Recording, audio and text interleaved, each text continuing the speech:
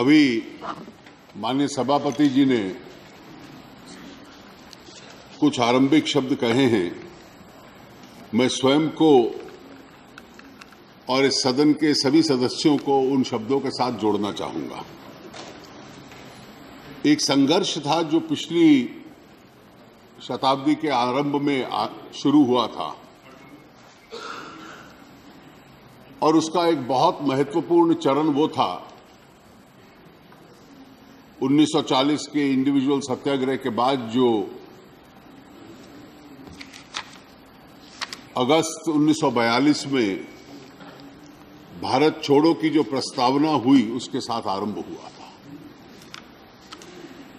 वो एक प्रकार से संकेत बन गया था पूरे देश की भावना का कि एक विदेशी हुकूमत इस देश को छोड़े और हमारे स्वयं के हाथों में देश का प्रशासन आए। आज का वो दिन था 75 साल पहले, जिस दिन गांधी जी और स्वतंत्रता आंदोलन के बड़ी पैमाने में नेता ऐसे थे जिनको पकड़ा गया, जेलों में वर्षों तक रखा गया और ये एक प्रकार से स्वतंत्रता आंदोलन का अंतिम संघर्ष था, कई वर्षों तक चला। और बाहर भी कई ऐसे लोग थे जो अन्य तरीकों से अपने आप में संघर्ष कर रहे थे। दूसरा महायुद्ध चल रहा था, देश की एक भावना गांधी जी के नेतृत्व में उस आंदोलन के साथ थी। आईएनए के लोग अपने प्रकार से बगावत कर रहे थे और उस परिस्थिति में जो विदेशी हुकूमत कमजोर होती गई और अंत में 15 अगस्त 1947 को देश स्वतंत्र हुआ। इस वर्ष स्वतंत्रता दिवस के भी 75वां वर्षगांठ मनाई जाएगी और इसलिए आवश्यक है कि हम कुछ पीछे मुड़कर भी देख लें और आगे का रास्ता क्या है इस देश के लिए, उसको भी हम लोग तय कर लें।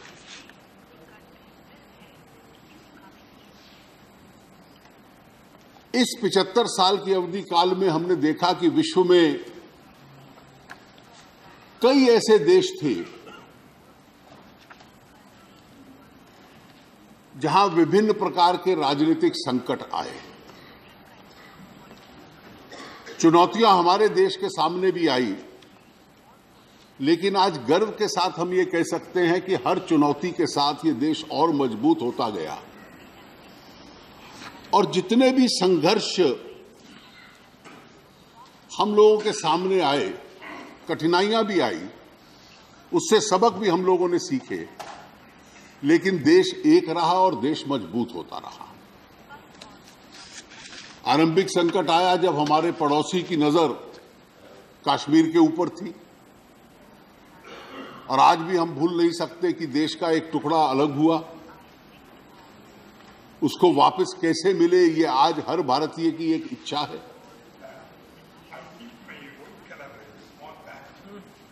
उन्नीस की लड़ाई में एक सबक हम लोगों ने सीखा कि देश की फौज, उसको अपने प्रकार से पूर्ण रूप से तैयार होना पड़ेगा, क्योंकि आज भी दो प्रकार की चुनौतियां पड़ोसियों से देश के सामने हैं और तैयार होने का उसका असर ये था कि 62 की तुलना में 65 और 65 की तुलना में 71 इस देश का जो अनुभव रहा, एक के बाद एक हम अपनी सेनाओं को भी मजबूत करते रहे। मैं मानता हूं कि कुछ चुनौतियां आज भी हैं और इसलिए जो देश की सॉवरेनिटी है, एकता है, उसके ऊपर कई लोगों की नजर टिकी रहती है। लेकिन मुझे पूरा विश्वास है कि हमारे देश के जो वीर बहादुर जवान हैं, इस देश को सुरक्षित रखने की पूरी क्षमता उनमें है। और चाहे पश्चिम सीमा पे वो चुनौती हो या पूर्वी सीमा पे चुनौती हो, वो किसी भी कुर्बानी देकर इसको सुरक्षित रख सकते हैं।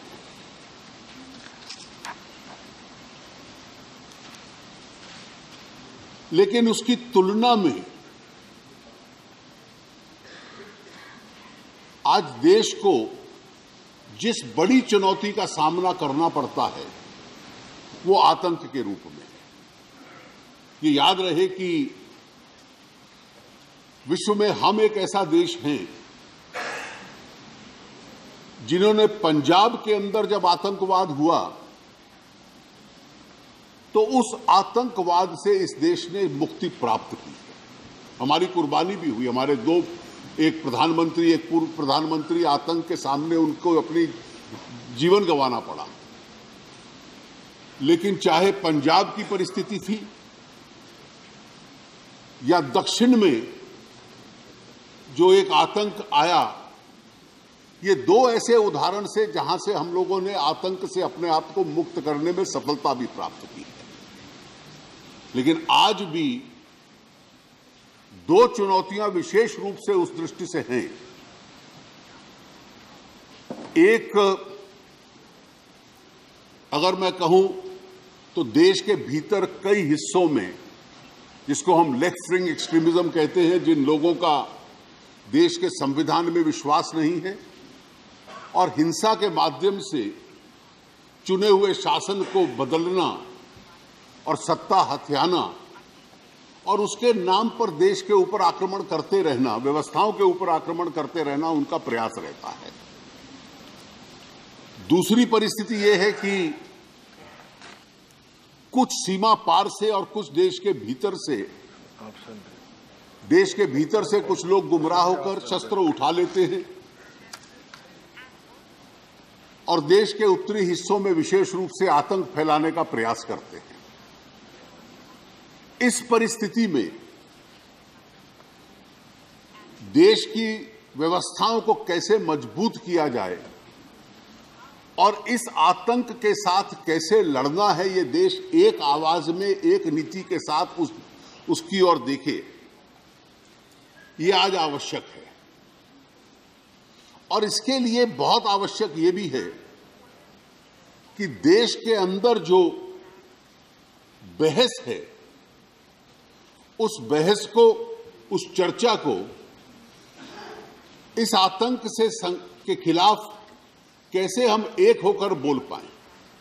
हाल के दिनों में मैं ये यकीनन कह सकता हूं कि हमारी सुरक्षा एजेंसीज ने, चाहे वो हमारी फौज हो, चाहे केंद्रीय पुलिस हो, चाहे वहां राज्य की पुलिस हो जम्मू कश्मीर में, उन्होंने काफी बड़ा योगदान दिया है आतंकियों के साथ लड़ने का। लेकिन फिर भी कई घटनाएं उस प्रकार की होती हैं और इसलिए आज 75 वर्ष बाद जब हम देश की एकता को इस प्रकार का खतरा देखते हैं तो ये भी आवश्यक है कि ये सदन और सारा देश एक आवाज में उठकर एक सोच के साथ इसके साथ लड़ने के लिए अपने आप को तैयार कर ले। अध्यक्ष जी, मैं मानता हूं कि पिछले 75 वर्षों में और विशेष रूप से आजादी के बाद 70 वर्षों में एक बड़ा योगदान इस देश का रहा है कि हमने हर बीते हुए दिन के साथ देश के लोकतंत्र को मजबूत करने की प्रयास किया है। दुनिया ने, और एक परिस्थिति तो 50 और 60 के दशक में ये थी कि विश्व का एक बहुत बड़ा हिस्सा ऐसा था जो एक के बाद एक लोकतंत्र अपने हाथों से खोता जा रहा था। कहीं सेनाओं का शासन था, कहीं तानाशाह आ रहे थे, कहीं किसी प्रकार की वैचारिक तानाशाही थी। और हिंदुस्तान जैसा देश जो एक गरीब देश था, जहां लोगों के असंतुष्ट होने के गरीबी की वजह से कई कारण से हो सकते थे, यह माना जाता था कि यहां लोकतंत्र कैसे सफल होगा। कुछ चुनौतियां लोकतंत्र को आई, 70 के दशक में आई, लेकिन हर बीते दिन के साथ लोकतंत्र में किस प्रकार से अपनी व्यवस्थाओं को मजबूत करना है, इस प्रयास में हम आगे बढ़ते गए। आज हमारी चुनावी प्रक्रिया, हमारी न्यायिक प्रक्रिया, हमारी मल्टी पार्टी डेमोक्रेसी, हमारा पार्लियामेंट्री सिस्टम, इसमें बहुत बड़ी क्षमता है कि किस प्रकार से देश के अंदर अलग अलग विचार रखने वाले लोग, उनको देश की निर्णय लेने की जो प्रक्रिया है उसके अंदर हम लोग शामिल कर लें। आज भी कई ऐसी दिशाएं हैं जिसमें इस लोकतंत्र को और मजबूत करने की आवश्यकता है। अब राजनीति सबसे अधिक नीति निर्माण को प्रभावित करती है, पॉलिसी मेकिंग को प्रभावित करती है, और इसलिए उस क्षेत्र में देश में और किस प्रकार के बेहतर और टैलेंटेड लोग आ सकते हैं, सार्वजनिक जीवन में किस प्रकार से धन की व्यवस्था, उसका प्रभाव हम लोग कम कर सकते हैं, और किस प्रकार से लोकतांत्रिक संस्थाएं, और इसमें मैं विशेष रूप से जिक्र करूंगा कि न्यायिक संस्था और संसदीय संस्था अपने अपने क्षेत्रों में, जिसे हम सेपरेशन ऑफ पावर्स कहते हैं, अपना अपना कार्य अलग से करती रहे, बिना एक दूसरे के कार्य में हस्तक्षेप करते हुए। अब इसकी कोई परिभाषा कोई दे नहीं सकता, इसलिए एक स्टेट्समैनशिप के माध्यम से, एक दूरदृष्टि के माध्यम से दोनों संस्थाएं अपने आप का अपना संचालन इस प्रकार से करें कि जो लक्ष्मण रेखा दोनों के बीच में है वो बनी रहे और बरकरार रहे, जो कई बार धूमिल होती हुई हमें नजर आती है। एक बड़ी चुनौती अध्यक्ष जी इस देश में गरीबी के साथ आज जूझने की आज भी है। 1947 में स्वतंत्रता के बाद जब राज्य अपने हाथ में आया, तो उस वक्त की राजनीतिक और आर्थिक परिस्थिति में एक रास्ता हम लोगों ने अपनाया था। 1991 के बाद हमने रास्ता बदलने की भी कोशिश की है। बदले हुए रास्ते में जो प्रगति हुई है देश की, उसकी गति कुछ तेज रही है, और वो तेज गति जो आई है उससे स्वाभाविक है देश को लाभ हुआ है। मैं उन लोगों में से नहीं हूं जो एक सिनिकल, निराशात्मक विचार रख ले, व्यवस्था की आलोचना करने की प्रयास करे, लेकिन उस बदली हुई व्यवस्था में से सरकारें कोई भी रही हो, 1991 के बाद प्रगति की दर बढ़ी है। अगर हम 91 से आज तक देखें तो हमारी औसतन दर काफी आगे बढ़ी है, उससे गरीबी भी कम हुई है, जनजीवन का स्तर भी सुधरा है। लेकिन अभी भी बहुत लंबी यात्रा हम लोगों को करनी है। आज भी एक वर्ग ऐसा है जो गरीबी की रेखा के नीचे है। आज भी हम लोगों, देश में जो ट्राइबल्स हैं, जनजातीय क्षेत्रों में लोग रहते हैं, उनका जीवन स्तर, उसको लेकर बहुत बड़े प्रश्न हैं, और आज भी बहुत बड़ी आवश्यकता है कि देश का साधन बढ़े, जिससे इस गरीबी से और इन क्षेत्रों में जहां विकास नहीं हो रहा, उन क्षेत्रों में हम लोग और साधन डाल पाएं। देश की सुरक्षा के लिए और साधन डालने की जरूरत है। देश में सोशल इंफ्रास्ट्रक्चर के लिए साधन डालने की जरूरत है, विशेष रूप से स्वास्थ्य और शिक्षा के क्षेत्र में। देश के ग्रामीण क्षेत्र का जीवन स्तर सुधरे, उसके लिए साधन डालने की जरूरत है।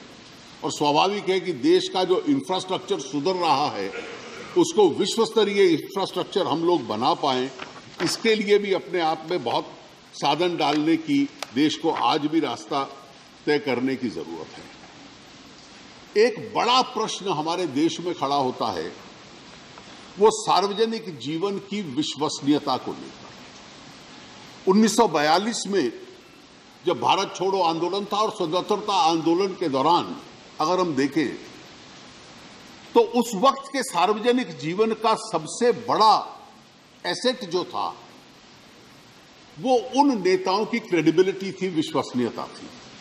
उनकी एक आवाज पे पूरा देश खड़ा हो जाता था। आज देश की राजनीति को कई बार देखकर बहुत प्रश्न आते हैं, और वो जितनी भी सार्वजनिक डिबेट होती है उसमें एक आध घटना को लेकर जो दुर्भाग्यपूर्ण होती है, सार्वजनिक जीवन को, राजनीति को, उसको लेकर भी प्रश्न चिन्ह आते हैं। और उसमें एक स्वाभाविक कारण ये आता है कि कई बार भ्रष्टाचार का विषय उठाकर स्वाभाविक रूप से प्रश्न उठते हैं। और इसलिए आज उस महान दिन की 75वीं सालगिरह पे क्या हम सभी राजनीतिक दलों के प्रतिनिधि ये भी प्रण कर लें कि सार्वजनिक जीवन में, सामाजिक जीवन में, सरकारी व्यवस्थाओं में जहां ब्यूरोक्रेसी, पुलिस, टैक्सेशन सिस्टम्स, विभाग जो हैं देश भर में, केंद्र में, राज्यों में, म्यूनिसिपैलिटीज हैं, पुलिस व्यवस्था है, जिसके साथ आम आदमी का इतना संबंध बढ़ता है, आम आदमी के सामने इन संस्थाओं की विश्वसनीयता बढ़े और उसको लेकर एक भय और डर का कल्पना उनके मन में ना रहे कि इन संस्थाओं की क्रेडिबिलिटी कम है। और इसलिए आज के दिन हम सबकी एक जिम्मेवारी बनती है कि किस प्रकार से इस पब्लिक लाइफ और गवर्नेंस की हम लोग जिम्मेवारी बना पाएं, इसके लिए भी अपने आप में आवश्यक है। अध्यक्ष जी, एक विशेष विषय जिसको मैं लेना चाहूंगा, ये देश विभिन्न है। इस देश में अलग भाषाएं, अलग धर्म, अलग जातियां, अलग क्षेत्र। जब स्वतंत्रता प्राप्त हुई थी तो चुनौती ये लगती थी कि किस प्रकार से देश की एकता बनी रहेगी। लेकिन कुछ वर्षों के बाद वो चुनौती पीछे चली गई क्योंकि लोगों को लगता है कि अब विश्वास आ गया कि ये देश एक रहेगा। लेकिन क्षेत्रीय एस्पिरेशंस और ये रीजनल एस्पिरेशंस आज फेडरलिज्म के रूप में, संघीय ढांचे के रूप में भी प्रकट होती है। इसलिए कहीं ना कहीं हर राजनीतिक दल सरकार में है, शासन में है और शासन व्यवस्था का अंग है, और इसलिए उनकी विशेष भावनाएं जो गवर्नेंस के अंदर आती हैं उसको लेकर भी एक इच्छा लोगों के मन में है। उसी प्रकार से अलग अलग धर्म, मजहब, अलग अलग जातियां, समाज, ये सब इस देश का अटूट अंग है। और इसलिए ये बड़ा आवश्यक हो गया है कि आज के दिन किस प्रकार से इस देश के अंदर एक सद्भावना बनी रहे। स्वाभाविक था कि जो पार्टीशन इस देश का बंटवारा हुआ उसके घाव थे, और एक समय था कि इस देश में दुर्भाग्यपूर्ण तरीके से हम लोग फसाद भी देखते थे, राइट्स भी देखते थे। लेकिन आज की तारीख में जागरूकता भी बढ़ी है, अकाउंटेबिलिटी भी बढ़ी है। आज सौभाग्य से उस बीमारी से हम लोगों को काफी हद तक छुटकारा मिला है। लेकिन आज भी ये सभी समाज आपस में देश की को मन में रखते हुए प्रगति कैसे करनी है, और एक आधुनिक समाज अगर विश्व के अंदर हमने बनाना है, एक तरफ हम कल्पना करते हैं कि बड़ी अर्थव्यवस्थाओं में हम दुनिया में सबसे तेजी से चलने वाली अर्थव्यवस्था बने, तो इसलिए देश के अंदर शांति, सद्भावना और मेलजोल का भी हमारा माहौल बना रहे, जिसके साथ साथ एक समाज ऐसा जिसके अंदर एक कंपैशन की भावना भी रहे। और मैं विशेष रूप से कई ऐसे अनुभव आए हैं जिसमें एक दूसरे के प्रति राजनीतिक हिंसा की घटना अगर किसी प्रांत में होती है, आतंकवाद की वजह से होती है, या किसी धार्मिक भावना का उल्लंघन कर दिया तो उसको लेकर हिंसा की घटना होती है, तो हम ये समझ लें कि आजादी के 70 साल बाद एक देश जो पूरे विश्व के अंदर बहुत आगे बढ़ने की कल्पना रखता है, ऐसी घटनाओं का उस देश में कोई स्थान नहीं होना चाहिए और इन घटनाओं से भी इस देश को मुक्ति मिलनी चाहिए। अध्यक्ष जी, आज का ये दिन इतिहास का एक प्रतिनिधि है और इसलिए हम सब इस देश को मजबूत, न्याय संगत और एक प्रगतिशील आर्थिक दृष्टि से बनाएं, इसके लिए आज प्रण लेने का एक समय है। मैं आपका, माननीय सभापति जी का और सभी सदस्यों का आभारी हूं कि सबने आज सहमति व्यक्त की कि इस दिन हम प्रस्तावना करें कि देश को इस दिशा के अंदर लेकर जाएं। मैं स्वयं को भी इस भावना के साथ पूर्ण रूप से जोड़ता हूं। Thank you.